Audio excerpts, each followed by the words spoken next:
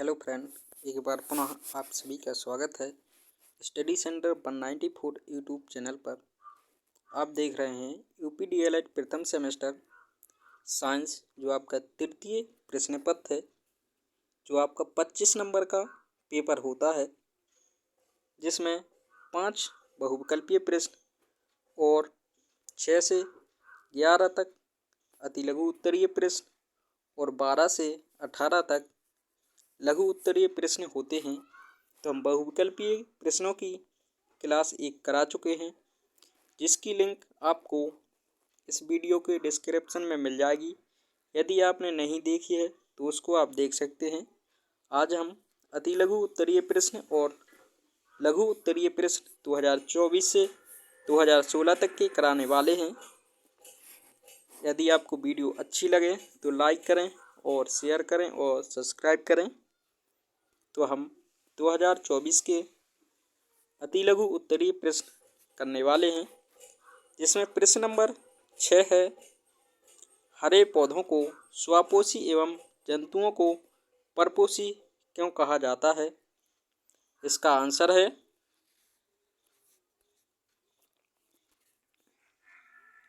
हरे पौधे प्रकाश संश्लेषण द्वारा अपना भोजन स्वयं बनाते हैं, इसलिए स्वापोषी कहलाते हैं।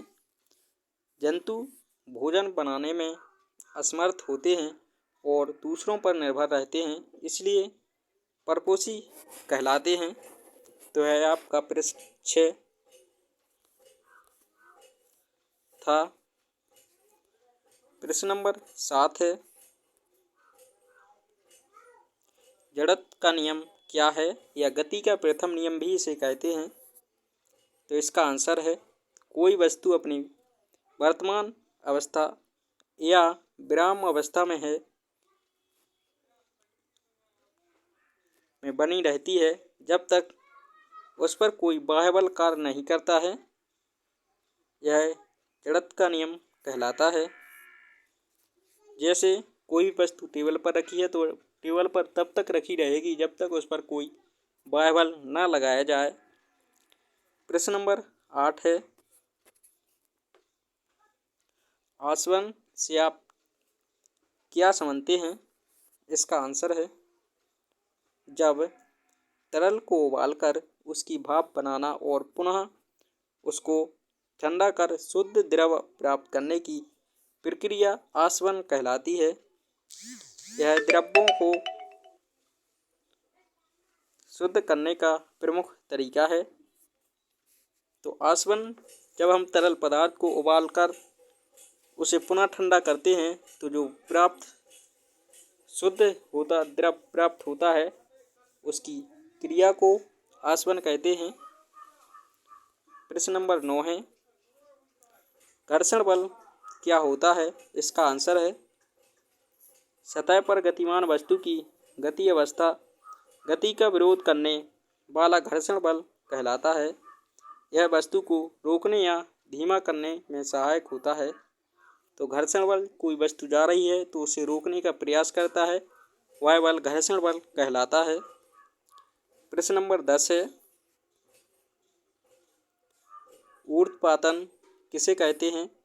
इसका आंसर है किसी ठोस का बिना द्रव अवस्था में आए सीधे गैस अवस्था में बदल जाना ऊर्ध्वपातन कहलाता है। जैसे कपूर, नेपथलीन और आयोडीन और नौशादर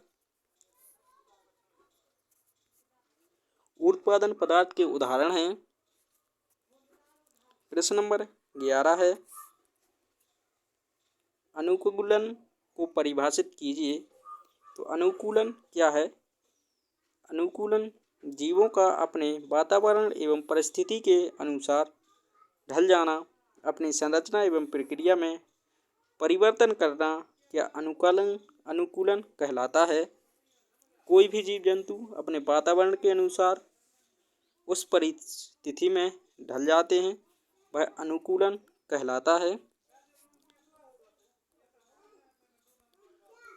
अति लघु उत्तरीय प्रश्न 2024 प्रश्न नंबर 12 है, एक सरल, यहाँ पर पत्ती है, एक सरल पत्ती का नामांकित चित्र बनाइए। तो एक सरल पत्ती,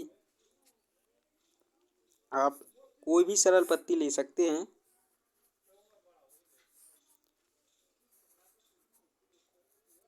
जैसे एक आम की पत्ती एक सरल पत्ती है, जिसमें पत्ती का जो डंठल होता है वो पर्णग्रंथ से जुड़ा होता है और इस डंठल से ये पर्णक होते हैं। बहुत सारे पर्णक मिलकर एक पत्ती बनाते हैं।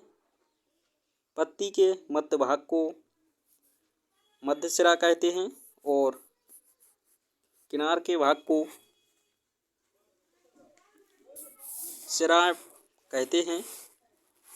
तो यह एक सरल पत्ती का उदाहरण है।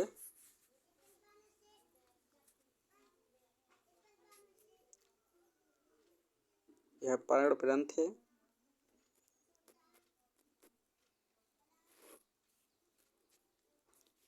प्रश्न नंबर 13 है, बल को परिभाषित करते हुए उसके प्रकारों के नाम लिखिए। तो इसका आंसर है, किसी वस्तु पर धक्का या खिंचाव लगाकर उसकी गति अथवा अवस्था बदलने की क्रिया बल कहलाती है।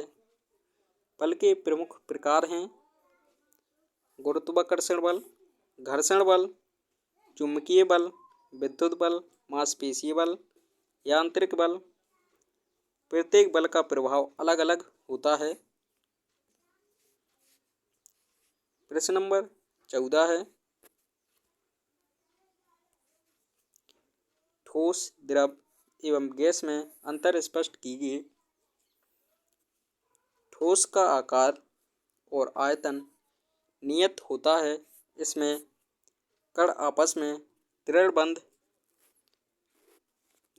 बंधे रहते हैं। यह ठोस कहलाता है। द्रव का आयतन नियत होता है। आकार पात्र के अनुसार बदल जाता है। गैस का ना तो आकार नियत होता है ना आयतन। गैसें पूरे पात्र को भर लेती हैं या घेर लेती हैं। प्रश्न नंबर 14 खत्म। प्रश्न नंबर 15 है, स्वपरागण तथा परपरागण में क्या अंतर है? इसका आंसर है, स्वपरागण में परागकण उसी पौधे के फूल की वर्तिका पर पहुँचते हैं। यह सरल प्रक्रिया है और विविधता नहीं लाती है। यह स्वपरागण होता है। परपरागण में परागकण एक पौधे के फूल से दूसरे पौधे के फूल पर जाते हैं। यह एक कठिन प्रक्रिया है, परंतु इससे सशक्त बीज और विविधता प्राप्त होती है। यह प्रमुख अंतर है। प्रश्न नंबर 16 है, मिश्रण को परिभाषित करते हुए इसके गुणों पर प्रकाश डालिए। इसका आंसर है, दो या दो से अधिक पदार्थ के भौतिक रूप से मिल जाने पर मिश्रण बनता है। इसके निम्न गुण हैं। अवयव अपने अपने गुण बनाए रखते हैं। नंबर 2, अवयव किसी भी अनुपात में मिल सकते हैं। नंबर 3, मिश्रण को भौतिक विधियों जैसे छानना, आसवन आदि से अलग किया जा सकता है। उदाहरण हवा, दूध, नमक और पानी आदि मिश्रण के उदाहरण हैं। प्रश्न नंबर 17 है, घूर्ण गति किसे कहते हैं? उदाहरण सहित समझाइए। इसका आंसर है, जब कोई वस्तु अपनी धुरी पर घूमती है तो उसे घूर्ण गति कहते हैं। इस गति में वस्तु के सभी बिंदु वृत्ताकार पथ पर घूमते हैं। उदाहरण के लिए पंखे के पंख, लट्टू का घूमना, पृथ्वी का अपनी धुरी पर घूमना। घूर्णन गति में समय नियत रहता है और निरंतर होती रहती है। प्रश्न नंबर 18 है, मुकुलन से आपका क्या आशय है? मुकुलन से क्या आशय है? उदाहरण सहित स्पष्ट कीजिए। इसका आंसर है पौधों में फूल बनने से पूर्व कली बनने की अवस्था मुकुलन कहलाती है। इस अवस्था में पौधे के पुष्पांग विकसित होते हैं और बाद में फूल में परिवर्तित हो जाते हैं। इसका उदाहरण है आम, गुलाब और जामुन में फूल बनने से पहले कली दिखाई देती है, जिसे मुकुलन कहते हैं। प्रश्न नंबर अति लघु उत्तरीय प्रश्न 2023। प्रश्न नंबर 1 है, रेन वाटर हार्वेस्टिंग से आप क्या समझते हैं? इसका आंसर है वर्षा के जल को एकत्र कर भूमिगत जल स्तर बढ़ाने अथवा भविष्य में उपयोग हेतु संग्रह करने की प्रक्रिया को रेन वाटर हार्वेस्टिंग कहते हैं। प्रश्न नंबर 7 है,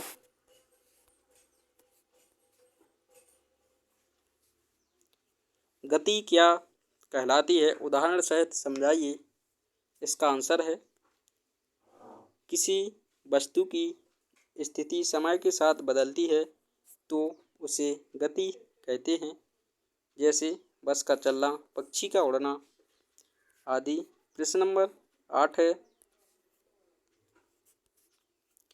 ऐसी कौन सी अवस्था है जिसमें पदार्थ का आयतन निश्चित होता है पर आकृति अनिश्चित होती है?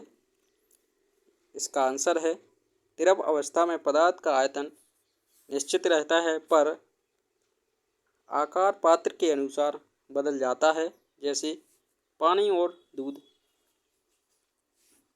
प्रश्न नंबर 9 है,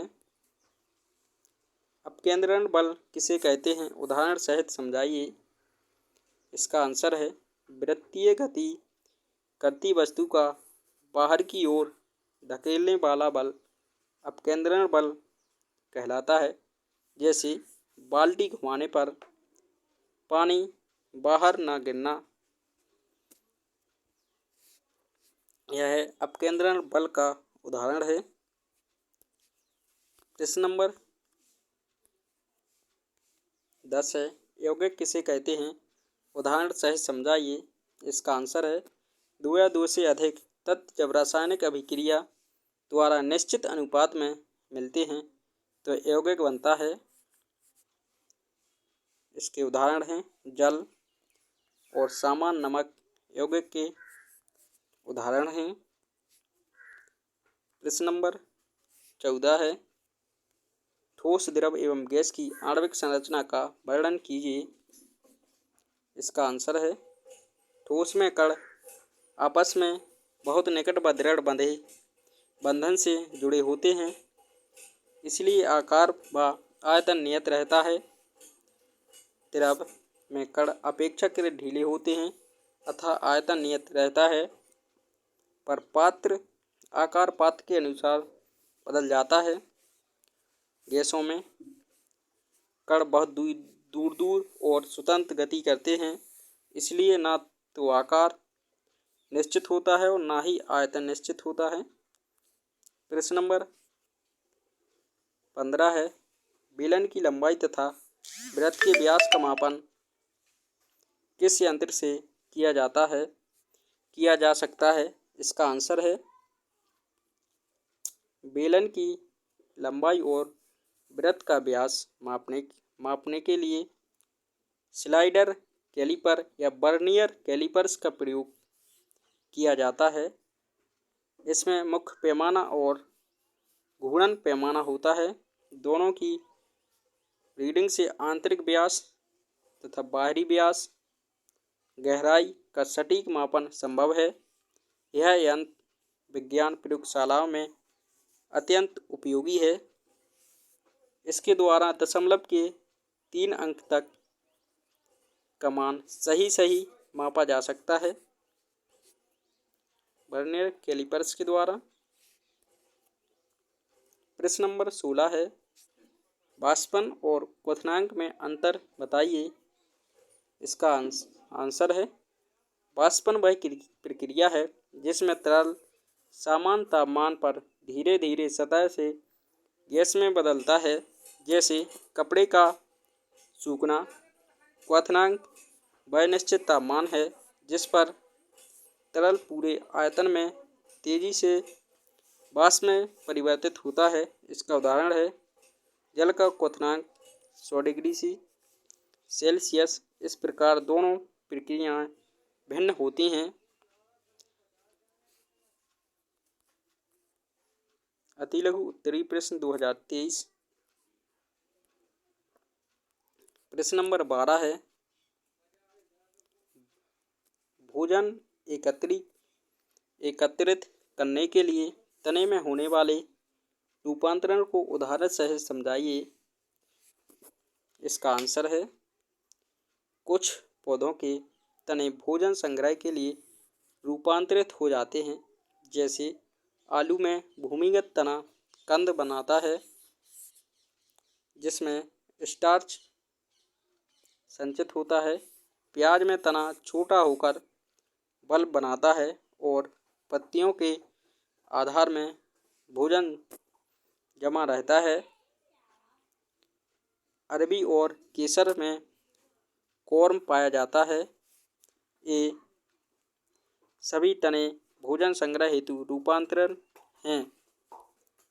प्रश्न नंबर 13 है, बल से क्या अभिप्राय है?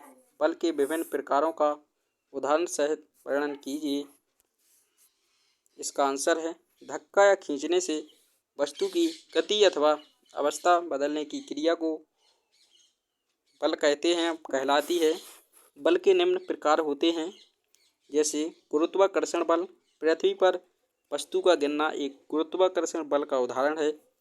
घर्षण बल, गाड़ी रुकना या चलती हुई गाड़ी को रोकने का या उसका चलने का विरोध करना। चुंबकीय बल, लोहे को आकर्षित करना। विद्युत बल, आवेश का आकर्षण करना। मांसपेशीय बल, मनुष्य द्वारा किया गया कार्य। प्रत्येक बल का प्रभाव भिन्न होता है। प्रश्न नंबर 11 है, मृतपोषजीवी से आप क्या समझते हैं या मृतोपजीवी से आप क्या समझते हैं? इसका आंसर है जो जीव मृत एवं सड़ी गली वस्तुओं से भोजन प्राप्त करते हैं उन्हें मृतपोषजीवी कहते हैं, जैसे कवक और कुछ बैक्टीरिया। इसका उदाहरण है प्रश्न नंबर 17,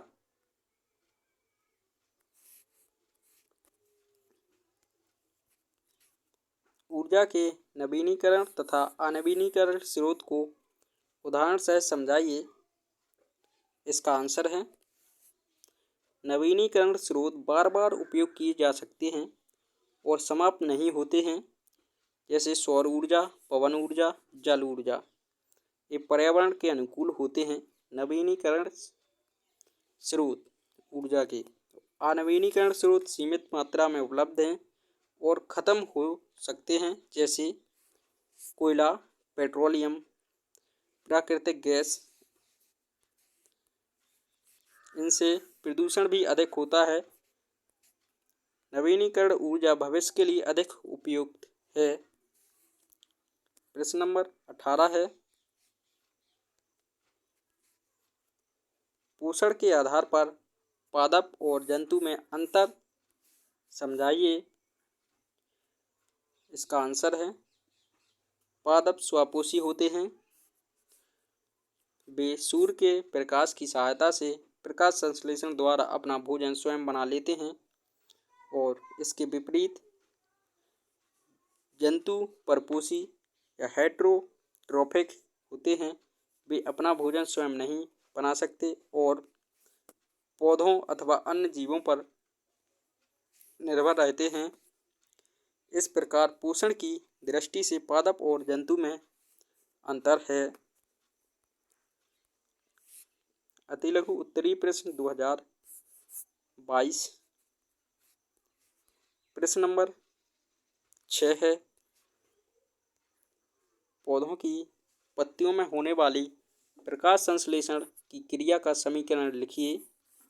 इसका आंसर है हरे पौधे क्लोरोफिल और सूर्य के प्रकाश की उपस्थिति में कार्बन डाइऑक्साइड तथा जल से भोजन बनाते हैं और ऑक्सीजन उत्सर्जित करते हैं। इसका समीकरण है 6CO2 प्लस 6H2O। यहाँ पर लाइट और क्लोरोफिल की उपस्थिति में C6H12O6 ग्लूकोज और जल बनाते हैं।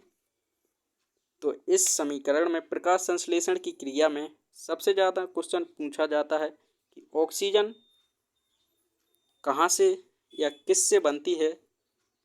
तो जल से ऑक्सीजन निकलती है। प्रकाश संश्लेषण की क्रिया में यह प्रश्न पूछा जाता है बहुविकल्पीय में भी। प्रश्न नंबर 7 है 4 सेंटीमीटर त्रिज्या के पथ पर एक कण आधा चक्कर लगाता है तो दूरी तथा विस्थापन ज्ञात कीजिए। तो दूरी 4 सेंटीमीटर त्रिज्या के पथ पर एक कण आधा चक्कर लगाएगा। जैसे उसकी त्रिज्या 4 है तो आधी परिधि उसकी ज्ञात करनी होगी। तो उसकी परिधि का सूत्र 2πr होता है। तो आधी ज्ञात करना है तो πr होगा। तो पाई इंटू 4 और इसका मान पाई का 22/7 होता है। गुणा 4 करके जब इसको सॉल्व करेंगे तो 12.57 सेंटीमीटर होगा। और इसका विस्थापन या व्यास, यहाँ से इसकी त्रिज्या 4 थी और 4 और मिला के 8 सेंटीमीटर हो जाएगा। प्रश्न नंबर 8 है पुष्प के मुख्य 4 भागों के नाम लिखिए।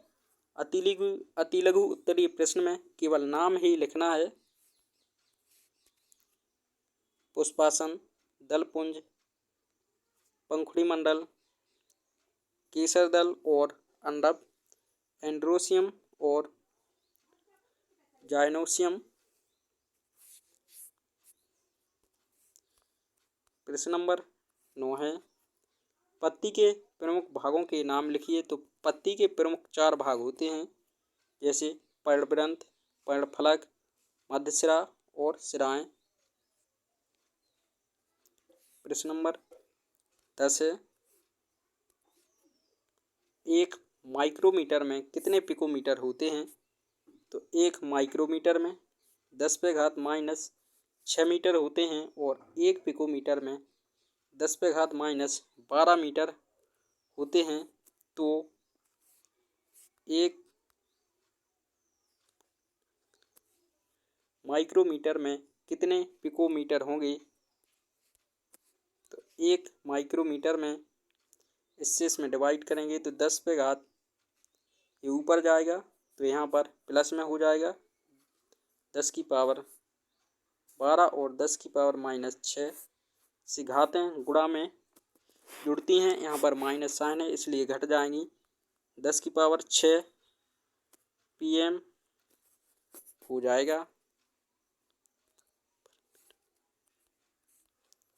प्रश्न नंबर 11 है बेलन की लंबाई तथा व्यास का मापन के लिए किस यंत्र का प्रयोग किया जाता है। तो स्लाइडर, कैलिपर या वर्नियर कैलिपर्स का प्रयोग किया जाता है। प्रश्न नंबर लघु उत्तरीय प्रश्न 2022 प्रश्न नंबर 12 है पदार्थों के पृथक्करण से आप क्या समझते हैं। पृथक्करण की 4 प्रमुख विधियों के नाम लिखना है। तो पदार्थों को उनके भौतिक तथा रासायनिक गुणों जैसे घुलनशीलता, चुम्बक, उबाल बिंदु आदि के आधार पर अलग करना पृथक्करण कहलाता है। यह शुद्ध पदार्थ प्राप्त करने और मिश्रण का उपयोगी रूप देने के लिए किया जाता है। इसके उदाहरण निम्न हैं। पृथक्करण की विधियां नंबर 1 छानना, चाय की पत्ती अलग करना, यह एक छानने का उदाहरण है। नंबर 2, वाष्पीकरण, समुद्र जल से नमक बनाना उबालकर। नंबर 3, आसवन, पानी से शराब निकालना, यह एक आसवन विधि है। नंबर 4, चुम्बक द्वारा पृथक्करण, लोहे की बुरादा अलग करना या बुरादी अलग करना। प्रश्न नंबर 13 है, भोजन एकत्रीकरण हेतु मूसला जड़ों में होने वाले रूपांतरण के प्रकार को उदाहरण सहित बताइए। इसका आंसर है, कुछ पौधों की मूसला जड़ें भोजन संचित करने के लिए रूपांतरित होती हैं। इनमें कार्बोहाइड्रेट और शर्करा जमा होती है, जिससे पौधे की वृद्धि एवं प्रजनन में सहायता मिलती है। ये रूपांतरण पौधे को प्रतिकूल समय में जीवित रखते हैं और मनुष्यों के लिए भोजन का स्रोत भी हैं। इनके निम्न उदाहरण हैं, शंकुआकार जो जड़ है वो गाजर है, गाजर होती है। मूली में शल्काकार होती है। शलजम और चुकंदर में नाभिकाकार होती है और शकरकंद में ट्यूबरोस होती है। प्रश्न नंबर 14 है, कायिक प्रवर्धन से आप क्या समझते हैं? पत्ती द्वारा कायिक प्रवर्धन को उदाहरण द्वारा समझाइए। इसका आंसर है, कायिक प्रवर्धन वह प्रक्रिया है जिसमें पौधों के अंगों जैसे जड़, तना, पत्ती से नए पौधे उत्पन्न किए जाते हैं। इसमें बीज की आवश्यकता नहीं होती है और संतान पौधे मूल पौधे के समान गुणधर्म रखते हैं। पत्ती द्वारा प्रवर्धन विशेष रूप से कुछ पौधों में देखा जाता है, जिसका उदाहरण निम्न है। ब्रायोफिल्लम की पत्ती से छोटी छोटी कलिकाएं बनती हैं, जो भूमि पर गिरकर नए पौधे उत्पन्न करती हैं। तो कायिक प्रवर्धन ब्रायोफिल्लम में पत्ती के द्वारा होता है। क्वेश्चन नंबर 15 है, किसी वस्तु का रेखीय संवेग कब संरक्षित रहता है? इसका आंसर है, जब किसी प्रणाली पर कोई बाहरी बल कार्य नहीं करता है तो उसका रेखीय संवेग संरक्षित रहता है। यह न्यूटन के गति के तीसरे नियम पर आधारित है। इसका उदाहरण है, बंदूक से गोली चलने पर धक्का लगता है, जिसे क्रिया प्रतिक्रिया का नियम, तीसरे नियम को क्रिया प्रतिक्रिया का नियम कहते हैं। रॉकेट का प्रक्षेपण, स्केटिंग करते समय पीछे धकेलना। प्रश्न नंबर 16 है, तत्व और यौगिक में अंतर उदाहरण सहित लिखिए। तो तत्व शुद्ध पदार्थ होते हैं जिनमें केवल एक ही प्रकार के परमाणु पाए जाते हैं। ये रासायनिक विधि से विभाजित नहीं किए जा सकते हैं। इनके उदाहरण हैं सोना, ऑक्सीजन। और यौगिक वे पदार्थ होते हैं जो दो या दो से अधिक तत्वों के निश्चित अनुपात से रासायनिक क्रिया द्वारा बनते हैं, जैसे जल और कार्बन डाइऑक्साइड यौगिक हैं। प्रश्न नंबर 17 है, दोलन गति और कंपन गति में अंतर स्पष्ट उदाहरण सहित लिखिए। इसका आंसर है, दोलन गति वह गति है जिसमें वस्तु एक निश्चित पथ पर बार बार आगे और पीछे जाती है, जैसे झूला एक दोलन गति का उदाहरण है। पेंडुलम भी इसका उदाहरण है। और कंपन गति वह गति है जिसमें कण बहुत कम दूरी तक तेजी से हिलते हैं, जिसका उदाहरण है तनी हुई तार। दोनों आवर्ती गतियां हैं, पर दोलन बड़े स्तर पर और कंपन सूक्ष्म स्तर पर दिखाई देते हैं। प्रश्न नंबर 18 है, बीजांड की आंतरिक संरचना का नामांकित चित्र बनाइए। इसका आंसर है, बीजांड पौधे का स्त्री प्रजनन अंग है। जिसमें भ्रूण थैली स्थित होती है। यह एगमनज और अंततः बीज बनने की प्रक्रिया का आधार है।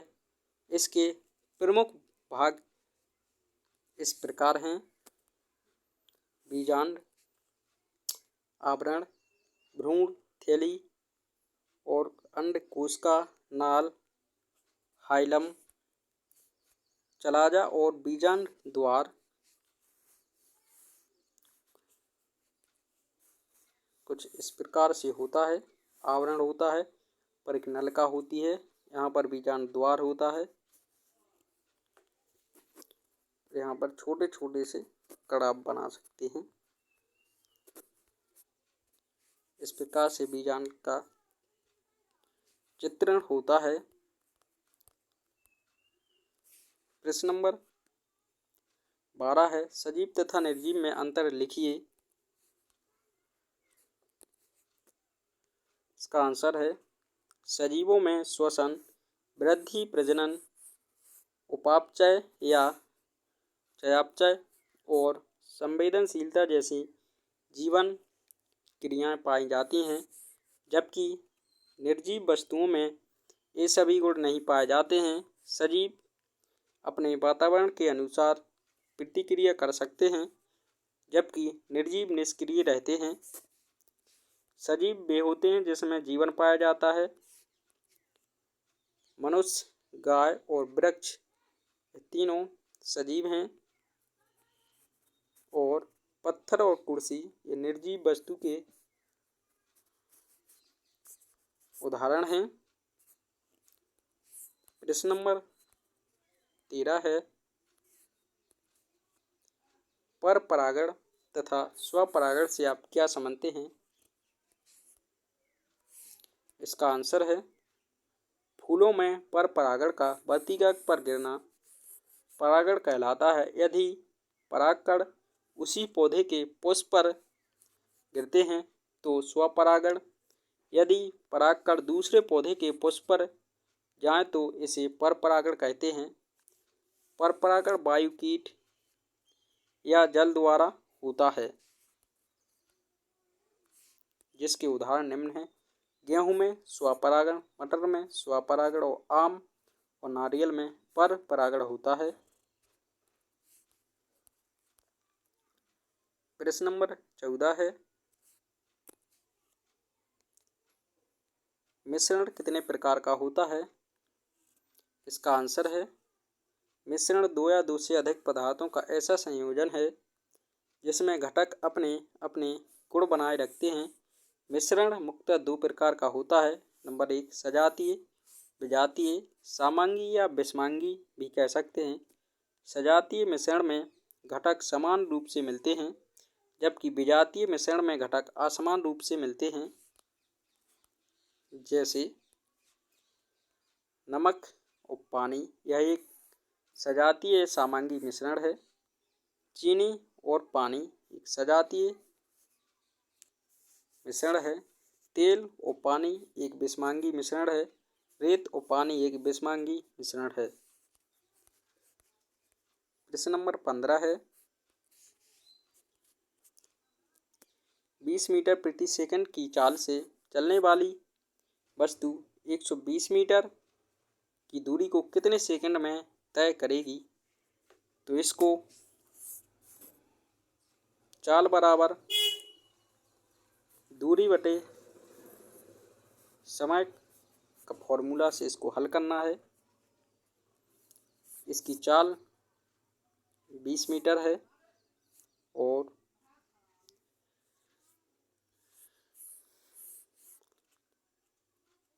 इसकी दूरी 120 है। यहाँ पर इसका समय है तो इसको पक्षांतर होकर समय इधर आ जाएगा और 20 से इसमें भाग जाएगा, तो 6 सेकंड का इसको समय लगेगा। प्रश्न नंबर 16 है, न्यूटन का प्रथम नियम लिखिए। इसका आंसर है, न्यूटन का प्रथम नियम जड़त्व का नियम कहलाता है। यह कहता है कि यदि कोई वस्तु तब तक अपनी स्थिति में बनी रहती है या विराम अवस्था में रहती है जब तक उस पर कोई बाह्य बल ना लगाया जाए। स्थिर वस्तु स्थिर रहती है और गतिशील वस्तु समान चाल से या समान गति से चलती रहती है। इसके उदाहरण निम्न हैं। गाड़ी रुकते ही यात्री आगे गिर जाते हैं। नंबर 2, गेंद अपने आप नहीं लुढ़कती। नंबर 3, गाड़ी रुकते ही सामान आगे खिसक जाता है। प्रश्न नंबर 17 है, घर्षण बल क्या है? दैनिक जीवन में इसका उपयोग लिखिए। इसका आंसर है, घर्षण बल वह बल है जो दो सतहों के बीच गति का विरोध करता है। यह असमान सतहों के संपर्क से उत्पन्न होता है। घर्षण हमारे जीवन में बहुत उपयोगी है। इसके बिना चलना, लिखना, वाहन रोकना आदि असंभव हो जाता है। यदि हमें आवश्यक पकड़ और स्थिरता प्रदान करता है। इसके निम्न उदाहरण हैं। चलना, लिखना, गाड़ी को रोकना और माचिस जलाना आदि घर्षण के उदाहरण हैं। प्रश्न नंबर 18 है, अलैंगिक जनन से आप क्या समझते हैं? इसका आंसर है, अलैंगिक जनन वह प्रक्रिया है जिसमें केवल एक जनक से नए पौधे का निर्माण होता है और इसमें नर मादा युग्मक का मेल नहीं होता है। यह प्रक्रिया सरल व तीव्र गति से होती है। पौधों में इसके अनेक प्रकार पाए जाते हैं, जैसे खंडन, कली बनना, जीवाणु जनन, वनस्पतिक प्रजनन आदि अलैंगिक जनन के उदाहरण हैं। शैवाल यह खंडन के द्वारा टूट कर और उत्पन्न होती है। ईस्ट कली के द्वारा, फफूंदी बीजाणु जनन से, आलू वनस्पति जनन से होता है। अतिलघु उत्तरी प्रश्न 2020। प्रश्न नंबर 6 है, द्विलिंगी पुष्प किसे कहते हैं? उदाहरण दीजिए। इसका आंसर है, जिन पुष्पों में नर केसर, जिसे पुंकेसर भी कहते हैं, स्त्री केसर, अंडाशय या पुमंग कहते हैं, दोनों उपस्थित हों उसे द्विलिंगी पुष्प कहते हैं। जैसे सरसों, सूरजमुखी और हिबिस्कस इसके उदाहरण हैं। प्रश्न नंबर 7 है, वर्धी या कायिक जनन किसे कहते हैं? उदाहरण दीजिए।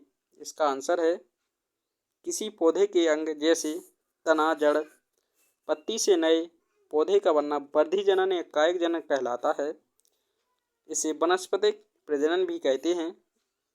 इसके उदाहरण में आलू से नए पौधे का बनना तना से बनते हैं, गाजर से पौधे बनना जड़ से, ब्रायोफिल्म में पत्ती से पौधे बनते हैं। प्रश्न नंबर 8 है, दोलन गति किसे कहते हैं? उदाहरण दीजिए। इसका आंसर है, जब कोई वस्तु अपनी संतुलित स्थिति के दोनों ओर बार बार समान अंतराल में गति करती है उसे दोलन गति कहते हैं। इसका आंसर है, पेंडुलम, लटकना, झूला और सितार की तार दोलन गति का उदाहरण है। प्रश्न नंबर 9 है, पेशीय बल किसे कहते हैं? उदाहरण दीजिए। इसका आंसर है, पेशियों के संकुचन और प्रसारण से उत्पन्न बल पेशीय बल कहते हैं। इसका आंसर है, पुस्तक का उठाना, गेंद फेंकना, तीर का चलाना आदि पेशीय बल का उदाहरण है। जैसे कोई व्यक्ति फल को गिराता है, पत्थर घालता है, तो यह पेशीय बल का उदाहरण है। प्रश्न नंबर 10 है, पदार्थ की 3 गतिक अवस्थाओं का उल्लेख कीजिए, प्रत्येक का एक उदाहरण दीजिए। इसका आंसर है, नंबर 1 ठोस, द्रव और गैस। ठोस में कण आपस पास पास और दृढ़ बंध से बंधे रहते हैं, जिसका उदाहरण है पत्थर और लकड़ी ठोस के उदाहरण हैं। नंबर 2 द्रव या लिक्विड, कण पास पास रहते हैं परंतु स्वतंत्र रूप से गति करते हैं, उदाहरण जल और दूध। प्रश्न नंबर इसका नंबर 3 गैस, कण बहुत दूर दूर रहते हैं और स्वतंत्र रूप से गति करते हैं, जैसे वायु और हाइड्रोजन गैस के उदाहरण हैं। प्रश्न नंबर 11 है अनुकूलन किसे कहते हैं। इसका आंसर है किसी जीव द्वारा अपने वातावरण के अनुसार किए गए शारीरिक या व्यवहारिक स्थायी परिवर्तन को अनुकूलन कहते हैं। इसका आंसर है ऊंट का रेगिस्तान में रहना, मछली का पानी में तैरना, यह अनुकूलन है। प्रश्न नंबर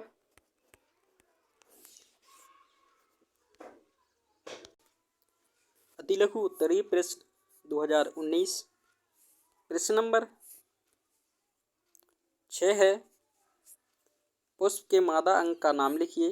अतिलघु में जितना कम हो सके वो अधिकतम 30 वर्ड तक ही आंसर देना है। एक वर्ड में भी आप लिख सकते हैं। पुष्प का मादा अंग स्त्री केसर, जायनेसियम या गायनाशय, कार्पेल या जायांग कहलाता है। किसी एक का ही नाम लिखना है आपको। प्रश्न नंबर 7 है सजीव के एक लक्षण लिखिए। तो सजीव श्वसन करते हैं और ऊर्जा प्राप्त करके जीवन क्रियाएं संपन्न करते हैं। आप इसके अलावा और कोई सा भी गुण लिख सकते हैं सजीव की एक लक्षण में। प्रश्न नंबर 8 है शाकाहारी तथा मांसाहारी जंतुओं के दो नाम लिखिए। इसका आंसर है शाकाहारी जंतु गाय और बकरी, मांसाहारी जंतु शेर और बाघ मांसाहारी जंतु हैं। प्रश्न नंबर 9 है घर्षण बल किसे कहते हैं। इसका आंसर है सतह द्वारा वस्तु की गति का विरोध करने वाला बल घर्षण बल कहलाता है। प्रश्न नंबर 10 है पदार्थ की कितनी भौतिक अवस्थाएं होती हैं। तो मुख्य रूप से 3 अवस्थाएं होती हैं, ठोस, द्रव और गैस। आप चौथी और 5वीं भी लिखनी चाहें तो आप लिख सकते हैं। प्लाज्मा और बोस-आइंस्टीन संघनन ये अवस्थाएं हैं। प्रश्न नंबर 11 है समय का मात्रक लिखिए। तो समय का एसआई मात्रक सेकंड होता है, जिसका प्रतीक एस है। अतिलघु उत्तरीय प्रश्न 2019। प्रश्न नंबर 12 है गति किसे कहते हैं। गति के प्रकार लिखिए। इसका आंसर है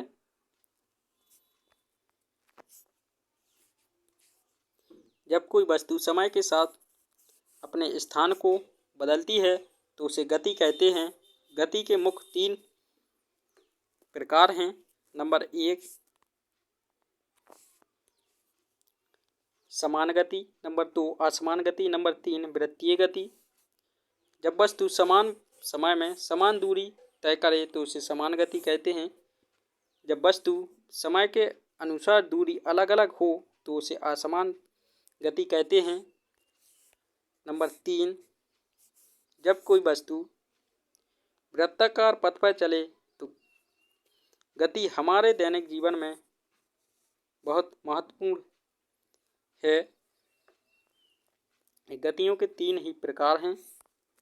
प्रश्न नंबर 13 है जरायुज या अजरायुजी, जरायुज या अंडज जन्म में क्या अंतर है। इसका आंसर है जिन जीवों में भ्रूण माता के गर्भ में विकसित होता है और जीवित शिशु जन्म लेता है उन्हें जरायुजी या जरायुज कहते हैं। जैसे मनुष्य, कुत्ता, गाय आदि जरायुज प्राणी हैं। प्रश्न और अजरायुज या अंडज इसके विपरीत जिन जीवों में भ्रूण अंडे से बाहर विकसित होते हैं उन्हें अजरायुज कहते हैं। जैसे पक्षी, मेंढक, कीट आदि। दोनों में मुख्य अंतर जन्म की विविधता तथा भ्रूण पोषण की प्रक्रिया पर आधारित है। प्रश्न नंबर 14 है, मरुस्थलीय पौधों की पत्तियां प्रायः नुकीली क्यों होती हैं? इन पौधों की प्रमुख विशेषताएं क्या हैं? तो इसका आंसर है, मरुस्थलीय पौधों की पत्तियां प्रायः नुकीली या कांटेदार होती हैं ताकि इनसे जल का वाष्पीकरण कम हो और पौधे अधिक समय तक पानी संचित कर सकें। ये पौधे शुष्क व वर्षा रहित क्षेत्रों में पाए जाते हैं। इनकी प्रमुख विशेषताएं और निम्न हैं। नंबर 1, पत्तियां कांटेदार या नुकीली होती हैं। नंबर 2, तना रसीला और हरा होता है जिसमें जल संचित रहता है। नंबर 3, जड़ें बहुत गहरी तथा लंबी होती हैं। नंबर 4, कठोर परिस्थितियों में भी जीवित रह पाते हैं, जैसे कैक्टस और नांगफली मरुस्थलीय पौधों का उदाहरण है। प्रश्न नंबर 15 है, पुष्प के कितने भाग होते हैं? प्रत्येक का नाम लिखिए। इसका आंसर है, एक पूर्ण पुष्प के 4 भाग होते हैं। नंबर 1, दलपुंज या बाह्यदल जो फूल को सुरक्षित करता है। नंबर 2, पुष्पदल या पंखुड़ी जो रंग बिरंगे होकर कीड़ों को आकर्षित करते हैं। नंबर 3, पुंकेसर या एंड्रोसियम जो परागकण बनाते हैं। नंबर 4, अंडप या स्त्रीकेसर या जाइनोसियम जो बीज बनाने का कार्य करता है। तो पुष्प के मुख्य रूप से 4 भाग होते हैं, दलपुंज, बाह्यदल, पुंकेसर और अंडप या स्त्रीकेसर। प्रश्न नंबर 16 है, तंबाकू के सेवन से होने वाली 2 हानियां लिखिए। तंबाकू से बहुत सी हानियां होती हैं, आपको 2 लिखना है। तंबाकू सेवन से शरीर के लिए अत्यंत हानिकारक है।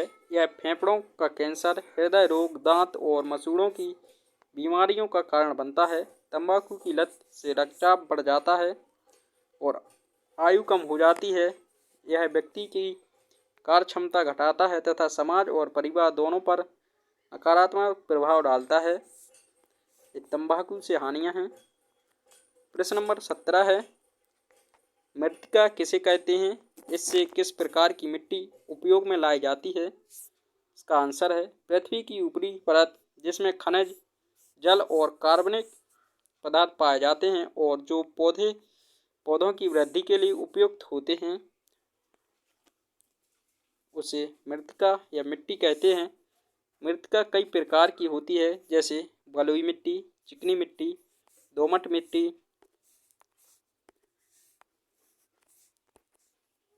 इसमें से दोमट मिट्टी कृषि के लिए सबसे अधिक उपयुक्त है क्योंकि इसमें जल धारण क्षमता तथा वायु संचार दोनों संतुलित रहते हैं।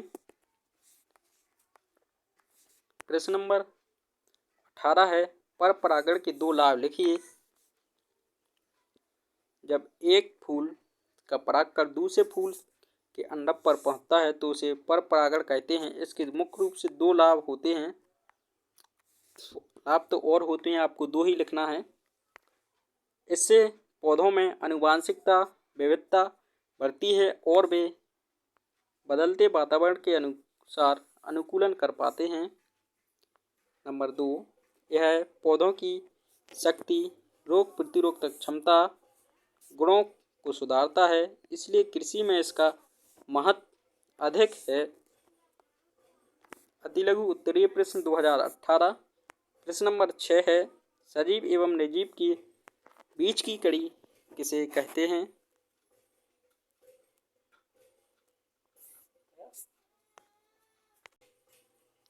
इसका आंसर है, विषाणु को निर्जीव और सजीव के बीच की कड़ी कहा जाता है क्योंकि इसमें निर्जीव और सजीव दोनों के गुण पाए जाते हैं। क्योंकि इनमें निर्जीव की तरह क्रिस्टल बनने की क्षमता होती है और जीवित कोशिका में प्रवेश करने पर सजीव की तरह गुण रहते हैं। प्रश्न नंबर 7 है, पुष्प के नर अंग का नाम लिखिए। इसका आंसर है, या तो आप एक ही शब्द में पुमंग लिख सकते हैं या पुंकेसुर लिख सकते हैं। इसका आंसर है, पुष्प का नर प्रजनन अंग पुंकेसर है, एंड्रोसियम कहलाता है। इसमें परागकोश और तंतु होते हैं जो परागकण का निर्माण करते हैं। प्रश्न नंबर 8 है, पत्तियों के मुख्य कार्य लिखिए। तो पत्तियों के मुख्य कार्य निम्न है। इसका आंसर है, पत्तियों का मुख्य कार्य प्रकाश संश्लेषण करना है, जिसमें से सूर्य के प्रकाश की सहायता से भोजन बनाते हैं। इसके अतिरिक्त ये श्वसन, वाष्पोत्सर्जन तथा पौधे के तापमान को नियंत्रित करने का भी कार्य करती हैं। प्रश्न नंबर 9 है, विद्युतीय बल किसे कहते हैं। इसका आंसर है, दो विद्युतीय आवेशित कणों के बीच लगने वाले आकर्षण बल या विकर्षण बल को विद्युत ये बल कहते हैं।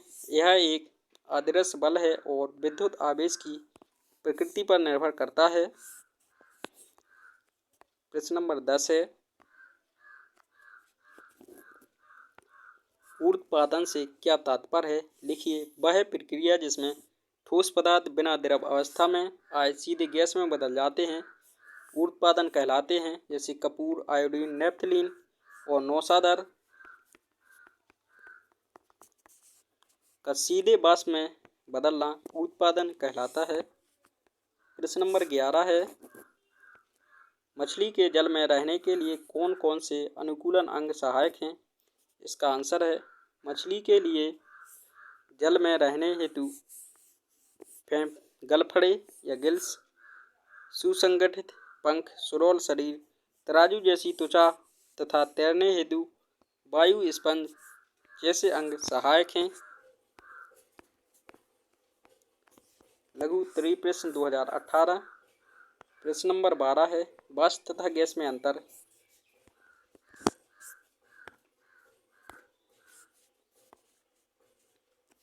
तो वाष्प तथा गैस में अंतर निम्न है। इसका आंसर है, गैस वह अवस्था है जिसमें कोई पदार्थ समान तापमान व दाब पर गैसीय रूप में पाया जाता है, जैसे ऑक्सीजन, हाइड्रोजन आदि। इसके विपरीत वाष्प किसी ऐसे पदार्थ की गैसीय अवस्था है जो समान ताप पर द्रव या ठोस रूप में रहता है, परंतु गर्म करने पर गैसीय रूप धारण कर लेता है, जैसे जलवाष्प, कपूर का वाष्प। इस प्रकार गैस हमेशा गैस होती है, जबकि वाष्प असमान दशा में बनती है। प्रश्न नंबर 13 है, मुकुलन से क्या आशय है, उदाहरण सहित स्पष्ट कीजिए। इसका आंसर है, मुकुलन एक प्रकार की अलैंगिक जनन विधि है। इसमें किसी जीव के शरीर पर छोटी कली या अंकुर निकलती है, जिसे मुकुल कहते हैं। यह कली धीरे धीरे विकसित होकर पूर्ण जीवन का रूप ले लेती है। कभी कभी यह नया जीव मूल जीव से जुड़ा रहता है और कभी कभी अलग होकर स्वतंत्र जीवन जीने लगता है। उदाहरण के लिए ईस्ट व हाइड्रा मुकुलन द्वारा प्रजनन करते हैं। प्रश्न नंबर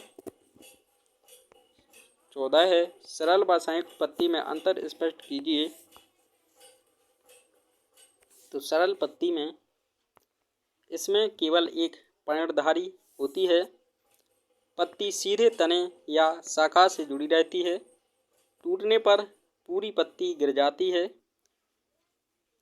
उदाहरण, आम व अमरूद की पत्ती सरल पत्ती का उदाहरण है। और संयुक्त पत्ती इसमें एक पर्णवृंत पर कई पर्णक जुड़े रहते हैं।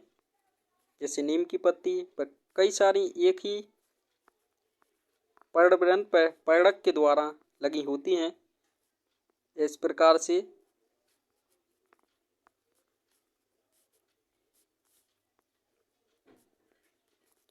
लगी होती हैं।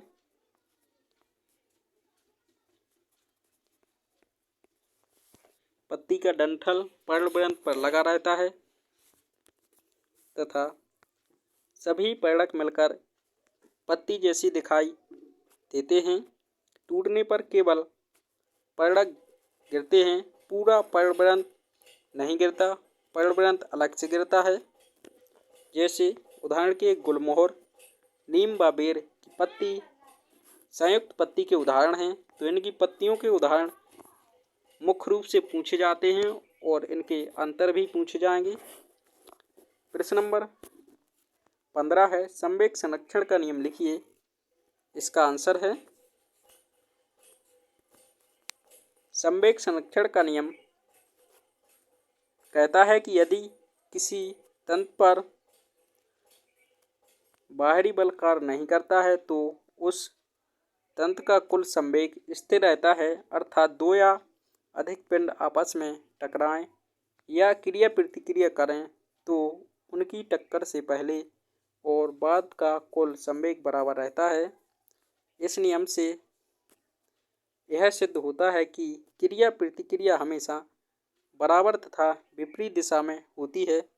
जैसे बंदूक से गोली चलने पर धक्का लगता है या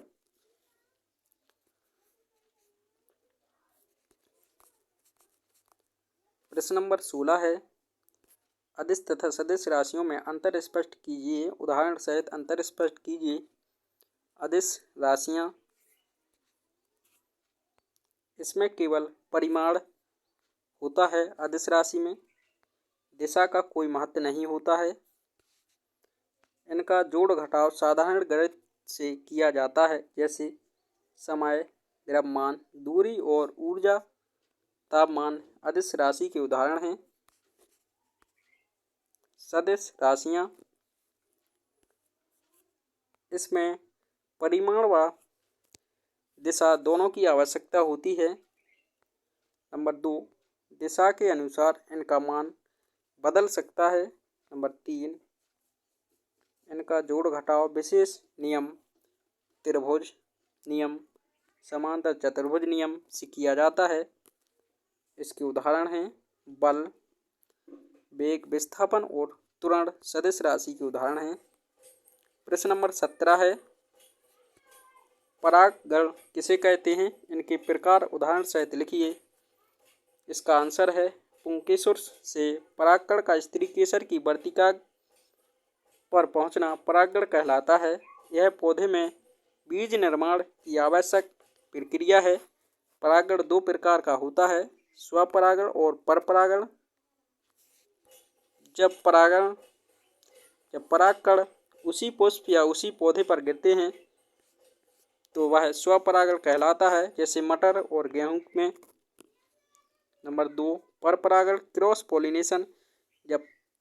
जब परागकण किसी अन्य पौधे के पुष्प पर गिरते हैं तो उसे परपरागण कहते हैं। आम व सरसों का। प्रश्न नंबर 18 है, एक बर्तन की धारता 12 लीटर है। इसकी धारता घन सेंटीमीटर में ज्ञात कीजिए।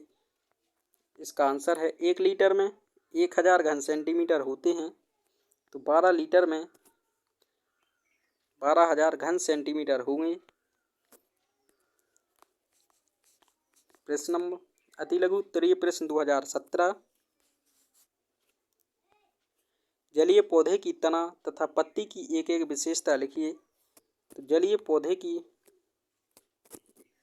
जल में रहने वाले पौधे का तना नर्म तथा लचीला होता है और पत्तियां चौड़ी व हल्की होती हैं ताकि वे पानी पर तैर सकें। जलीय पौधे की विशेषता है पत्ती और तने की।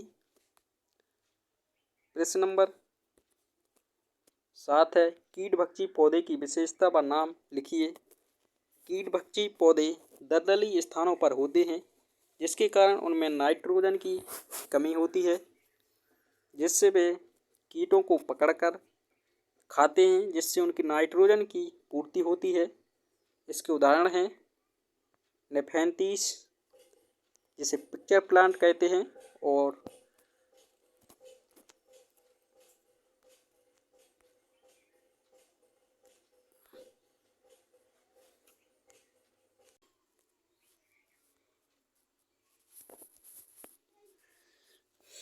नेपेंथिस पिक्चर प्लांट या घटपर्णी के नाम से जाना जाता है। और यूट्रिकुलेरिया भी एक कीट पक्षी पौधे का उदाहरण है। प्रश्न नंबर 8 है, वृत्तीय गति व घूर्ण गति का एक एक उदाहरण लिखिए। तो वृत्तीय गति पंखे का सिरा घूमना और घूर्णन गति पृथ्वी का अपनी धुरी पर घूमना, ये दोनों एक एक उदाहरण हैं। प्रश्न नंबर 9 है, सरसों के पुष्प के विभिन्न अंगों के नाम लिखिए। इसके मुख्य 4 भाग पाए जाते हैं। हरी पत्तियां जैसे दल, नंबर 2 पीली पंखुड़ियाँ, नंबर 3 पुंकेसर परागकण बनाने वाला भाग, नंबर 4 स्त्री केसर बीज बनाने वाला भाग। दल, बायदल, पुंकेसर, स्त्री केसर। प्रश्न नंबर 10 है, डॉक्टर के थर्मामीटर में शरीर का तापमान किस सीमा तक मापा जाता है? तो 35 डिग्री सेल्सियस से 42 डिग्री सेल्सियस तक मापा जाता है। प्रश्न नंबर 11 है, पौधों में अलैंगिक जनन की विधियां लिखिए। इसका आंसर है नंबर 1 खंडन, टुकड़ों में नया पौधा, नंबर 2 कलिका जनन, कली से पौधे का बनना, नंबर 3 बीजाणु जनन, बीजाणुओं से पौधे का बनना, नंबर 4 वनस्पति प्रजनन या तना से जड़ से पत्तियों से नए पौधे का बनना। प्रश्न नंबर अतिलघु उत्तरीय प्रश्न 2017। प्रश्न नंबर 12 है, पर्वतीय क्षेत्रों में पाए जाने वाले जंतुओं एवं पौधों में अनुकूलन हेतु क्या क्या विशेषताएं होती हैं? इसका आंसर है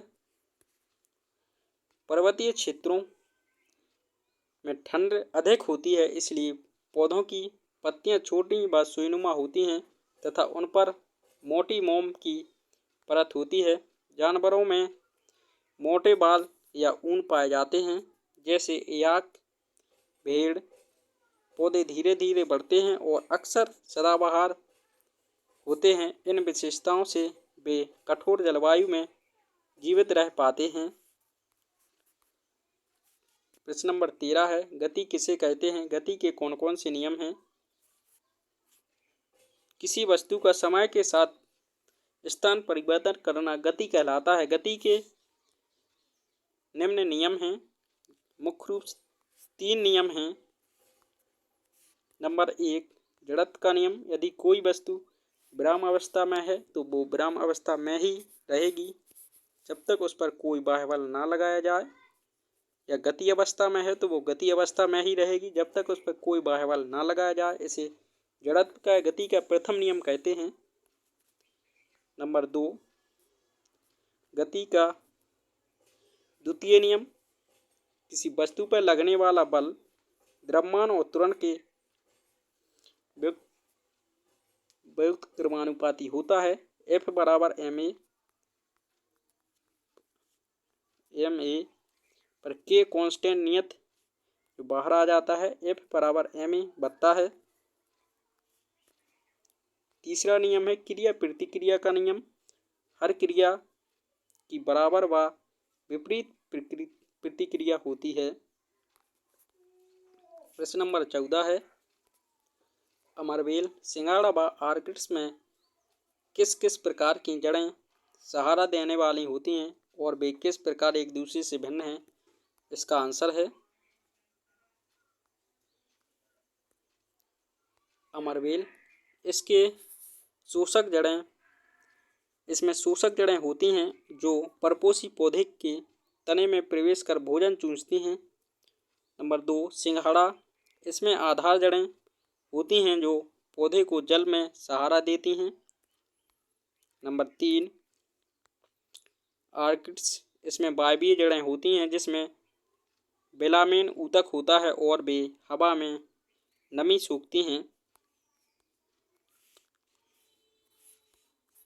प्रश्न नंबर 15 है, विभिन्न प्रकार के मापक बर्तनों का उपयोग आप कहाँ करते हैं? इसका आंसर है मापक बर्तनों का प्रयोग विभिन्न चीज़ों की मात्रा, आयतन और द्रव्यमान नापने के लिए किया जाता है। इसका आंसर है मापक गिलास। प्रयोगशाला में तरल पदार्थ का आयतन नापने में। नंबर 2 पैमाना, लंबाई, चौड़ाई, ऊंचाई मापने में। नंबर 3 तराजू व बाट सब्जी, अनाज, फल आदि का वजन करने में। मापक सिलेंडर प्रयोगशाला में द्रव के आयतन की सही माप में। थर्मामीटर बॉडी के तापमान को मापने में।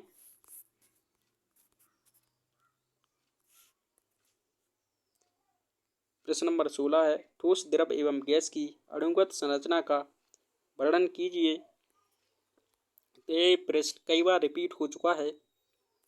इसका आंसर है ठोस में अणु पास पास तथा स्थिर होते हैं, इसलिए उनका आकार और आयतन निश्चित होता है।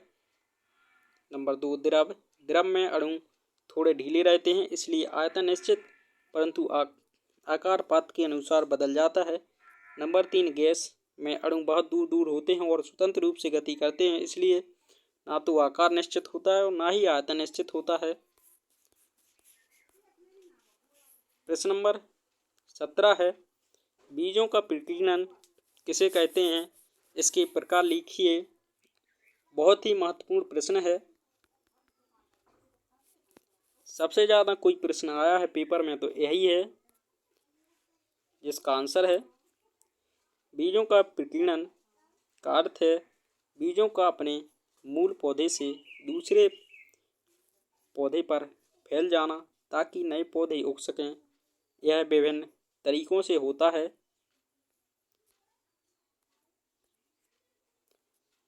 हवा के द्वारा कपास एवं ऊंट कटारा में बीजों का प्रकीर्णन होता है।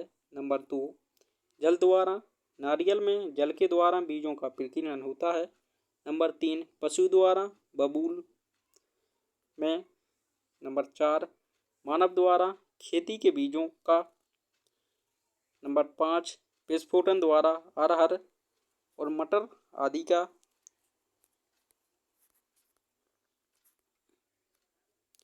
प्रश्न नंबर 18 है बीजों का अंकुरण का सचित्र वर्णन कीजिए। बीजों का अंकुरण वह प्रक्रिया है जिसमें नमी और वायु ताप मिलने पर बीज से नया पौधा निकल आता है, जिसके चरण निम्न हैं। कोई जब बीज होता है, कोई भी बीज हम बना सकते हैं यहाँ पर।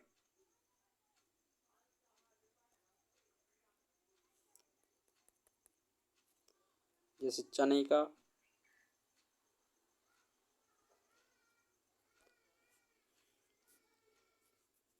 तो बीज पानी सूखता है पहले, फिर वो फूलता है, फिर इसका बीज आवरण क्या होता है, फटता है, फिर भ्रूण जड़ नीचे की ओर बढ़ती है, भ्रूण का तना ऊपर की ओर बढ़ता है और एक पूर्ण पौधा विकसित हो जाता है और पत्तियां विकसित होकर भोजन बनाती हैं। इस प्रकार बीज का और एक नया पौधा तैयार हो जाता है। अति लघु उत्तरीय प्रश्न 2016 घर्षण बल किसे कहते हैं। जब कोई वस्तु दूसरी वस्तु की सतह पर गति करती है तो उसकी गति का विरोध करने वाला बल घर्षण बल कहलाता है। प्रश्न नंबर 7 है पादप में अलैंगिक जनन की विधियां कौन कौन सी हैं। इसका आंसर है कली बनाना, विखंडन, बीजाणु जनन, शाकीय प्रजनन। प्रश्न नंबर 8 है पत्तियों का मुख्य कार्य क्या है। तो पत्तियों का मुख्य कार्य प्रकाश संश्लेषण द्वारा भोजन बनाना, गैसों का आदान प्रदान करना और बाष्पोत्सर्जन करना पत्तियों का मुख्य कार्य है। प्रश्न नंबर 9 है ऊर्ध्वपातन किसे कहते हैं। उदाहरण सहित लिखिए या समझाइए। जिसका आंसर है जब कोई ठोस सीधे वाष्प में बदल जाए बिना द्रव के बदले तो इसे ऊर्ध्वपातन कहते हैं। कपूर, आयोडीन, नेपथलीन और नौशादर ऊर्ध्वपातन पदार्थ के उदाहरण हैं। प्रश्न नंबर 10 है घूमते हुए लट्टू में किस प्रकार की गति होती है। तो घूमते हुए लट्टू में घूर्णन गति होती है। प्रश्न नंबर 11 है, हमारे शरीर में कितनी इंद्रियां, उनके नाम लिखिए। नंबर 1 नेत्र, कान, नाक, जीभ और त्वचा। मुख्य रूप से 5 इंद्रियां होती हैं। अति लघु उत्तरीय प्रश्न 2016, ये अंतिम प्रश्न पत्र है। मरुस्थलीय पौधों की पत्तियां नुकीली क्यों होती हैं, उनकी विशेषताएं लिखिए। यह प्रश्न एक बार और हो चुका है। मरुस्थलीय पौधे पानी की कमी वाले स्थान पर पाए जाते हैं। उनकी पत्तियां नुकीली व कांटेदार होती हैं ताकि वह पानी का नुकसान ना हो, जिसकी विशेषता निम्न है। पत्तियां नुकीली व कांटेदार होती हैं जिससे वाष्पोत्सर्जन कम हो। नंबर 2 तना हरा व मोटा होता है जो प्रकाश संश्लेषण करता है। नंबर 3 तना पानी संग्रहित करता है। नंबर 4 जड़ें गहरी व लंबी होती हैं ताकि नीचे से पानी ले सकें। नंबर 5 सतह पर मोमी परत होती है जो पानी की रक्षा करती है। जैसे कैक्टस और नांगफली मरुस्थलीय पौधे के उदाहरण हैं। प्रश्न नंबर 13 है, एक बर्तन की धारता 12 लीटर है, इसे घन सेंटीमीटर और घन मीटर में बताइए। वहां पर घन सेंटीमीटर में पूछा था, यहाँ घन मीटर में भी पूछा है। जिसका आंसर है 1 लीटर में 1000 घन सेंटीमीटर होते हैं, इसलिए 12 लीटर में 12,000 घन सेंटीमीटर होंगे। और 1 लीटर में 0.001 घन मीटर होते हैं, इसलिए 12 लीटर में 0.012 मीटर क्यूब होगा। इस प्रकार बर्तन की धारता 12,000 सेंटीमीटर क्यूब होगी और इसका मीटर में 0.1012 मीटर घन होगा। प्रश्न नंबर 14 है, बीनना और फटकना द्वारा पृथक्करण की विधियां लिखिए। जिसका आंसर है बीनना, इसमें अलग अलग आकार के कणों को छालनी से अलग किया जाता है। बड़े कण छालनी में रुक जाते हैं और छोटे नीचे गिर जाते हैं। से उदाहरण आलू के आटे से भूसी अलग करना एक छानने का उदाहरण है। फटकना, इसमें हल्के और भारी कणों को हवा की मदद से अलग किया जाता है। नंबर 2 भारी कण नीचे गिर जाते हैं और हल्के दूर उड़ जाते हैं। उदाहरण गेहूं से भूसी अलग करना। प्रश्न नंबर 15 है, बीज की संरचना का सचित्र वर्णन कीजिए। मूलांकुर व परांकुर से क्या बनता है। तो आप बीज ये कोई भी ले सकते हैं, चाहे सेम का लें या कोई भी लें, कुछ इस प्रकार से।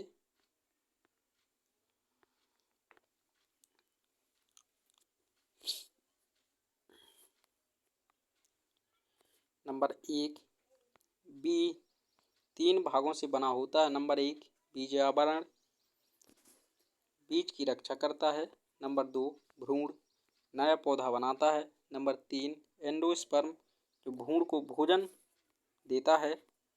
नंबर 2 भ्रूण के 2 भाग मुख्य भाग होते हैं। नंबर 1 मूलांकुर और परांकुर। मूलांकुर से पौधे की जड़ बनती है और परांकुर से पौधे का तना बनता है। प्रश्न नंबर 16 है, गुरुत्वीय बल तथा पेशी बल को उदाहरण सहित लिखिए। इसका आंसर है यह बल वह बल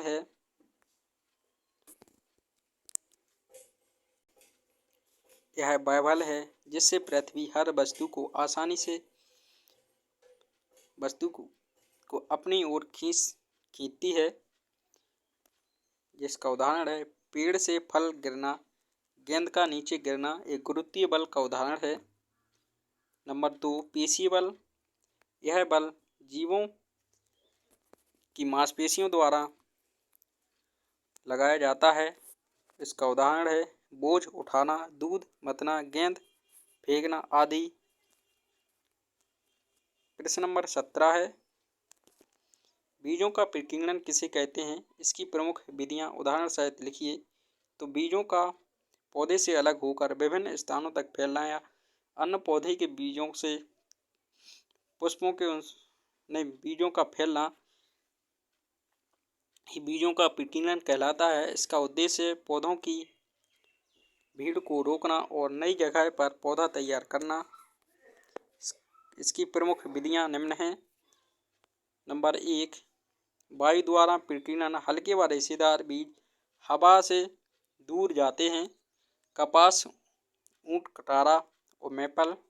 नंबर 2 पानी द्वारा प्रकीर्णन, तैरने योग्य बीज पानी से बहते हैं। उदाहरण नारियल, कमल और सिंघाड़ा। नंबर 3 पशुओं द्वारा प्रकीर्णन, कांटेदार चिपचिपे बीज पशुओं से चिपक कर दूर जाते हैं।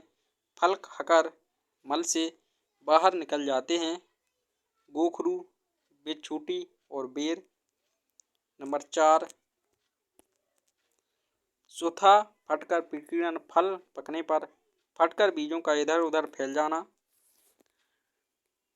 प्रश्न नंबर 18 है पुष्प के भागों का नाम लिखिए तथा उसके कार्यों का सचित्र वर्णन कीजिए। तो पुष्प के मुख्य 4 भाग होते हैं। पुष्प पौधे का मुख्य जनन अंग है। यह सामान्य 4 भागों से मिलकर बना होता है। इसके नाम और कार्य निम्न हैं। नंबर 1 दल, यह कली को सुरक्षा प्रदान करता है। नंबर 2 बाह्यदल या पंखुड़ी या पटेल, यह रंग और गंध से कीट को आकर्षित करता है। नंबर 4 पुंकेसर, यह नर जनन अंग है जिसमें परागकण बनते हैं। नंबर 4 स्त्री केसर, यह मादा जनन अंग है जिसमें अंडाशय होता है, फल का निर्माण करता है। यह क्वेश्चन भी पूछा जा सकता है कि अंडाशय से या फल का निर्माण किससे होता है? तो अंडाशय से फल का निर्माण होता है। यहाँ पर 2016 तक के अति लघु उत्तरीय प्रश्न खत्म हो चुके हैं और बहुविकल्पीय प्रश्न भी हो चुके हैं। तो कमेंट जरूर करिए आपको वीडियो कैसी लगी। यदि वीडियो अच्छी लगे तो लाइक, शेयर और सब्सक्राइब चैनल को जरूर करें और बेल आइकन को प्रेस करें जिससे आने वाले वीडियो की नोटिफिकेशन आपको मिले।